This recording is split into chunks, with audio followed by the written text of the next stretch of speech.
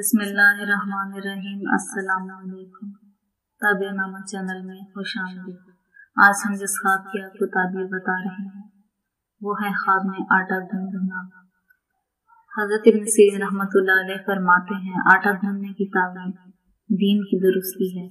گیہوں کا آٹا گوندھنا ایسے مال کی دلیل ہے تجارت سے حاصل ہوتا ہے، اور اگر آٹا خمیرہ ہے تو فساد کی دلیل ہے، اور خواب میں باجرے کا آٹا گوندھنا تھوڑے فائدے کی دلیل ہے جو اس کو حاصل ہوگا۔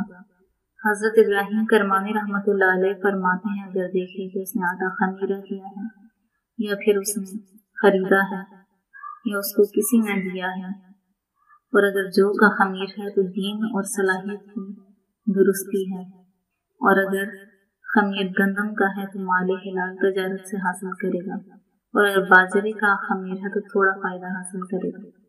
حضرت جابر صادق علیہ السلام فرماتے ہیں خواب میں خمیر دیکھنا 3 وجہ پر ہے۔ اول دین کی زیادتی، دوم فائدہ، اور سوم مال حلال۔